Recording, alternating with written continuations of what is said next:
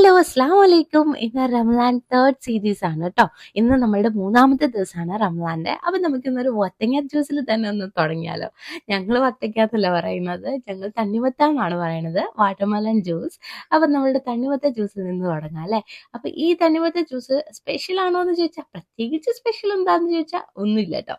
ഇതിന് ഞാനൊരു ലെമൺ കൂടി ആഡ് ചെയ്യുന്നുണ്ട്. എന്നിട്ട് നമ്മൾ ഫ്രീസറിൽ വെച്ചിട്ട് ഒന്ന് കുടിക്കുമ്പോൾ നല്ല അടിപൊളി ടേസ്റ്റ് ആണ്. ഒരു ഗ്യാസ് എഫക്റ്റ് ഒക്കെ ഉണ്ടാവും കേട്ടോ. ലെമണും കൂടെ ആഡ് ചെയ്ത് കഴിയുമ്പോൾ സോഡ എഫക്റ്റ് ഇല്ലേ, അത് തന്നെ. അപ്പോൾ ദേ അതിനുശേഷം ഞാൻ ഉള്ളിവടയാണ് കേട്ടോ മേക്ക് ചെയ്തത്.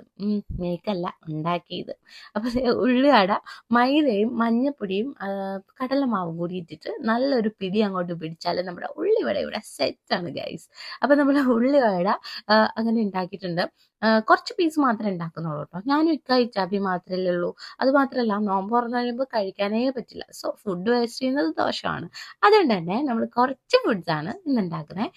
ഇത് കണ്ടോ, ചിക്കൻ കറിയാണ് ഉണ്ടാക്കുന്നത് കേട്ടോ. ചിക്കൻ കറി ഉണ്ടാക്കുന്നതെന്ന് പറഞ്ഞു കഴിഞ്ഞാൽ നമുക്ക് പത്തിരിയും പിന്നെ ഇത് നമ്മളെ തേങ്ങാപ്പാലില്ലേ, അത് ഫ്രിഡ്ജിലിരിപ്പുണ്ട്. അതുകൊണ്ട് തന്നെ അതിന് വേണ്ടിയിട്ട് കുറച്ച് ചിക്കൻ കറി മാത്രമാണ് നമ്മൾ ഉണ്ടാക്കുന്നത് കേട്ടോ. ഈസി ആൻഡ് സിമ്പിൾ റെസിപ്പീസാണ് ഞാൻ ട്രൈ ചെയ്യാറുള്ളത്.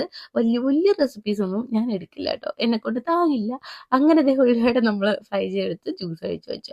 അതിനുശേഷം നോമ്പ് തുറക്കാനായിട്ടിരുന്നപ്പോൾ ഇരുന്ന ഉടനെ തന്നെ ബാങ്ക് വിളിച്ചു. ഒരു സെക്കൻഡ് കൊണ്ട് തന്നെ ബാങ്ക് വിളിച്ചിട്ടുണ്ടായിരുന്നു. അപ്പോൾ ഇത് നമ്മൾ ഉള്ളിവടയാണ്. ഒറ്റയ്ക്കൊന്നുമല്ല നോമ്പ് തുറക്കുന്നത്, എൻ്റെ കുരുപ്പ് കൂടെ ഉണ്ട്. എൻ്റെ കുരുപ്പിന് നോമ്പ് തുറയാണ് അടിപൊളി. അപ്പോൾ ബാക്കി വിശേഷങ്ങളായിട്ട് നാളെ കാണാം.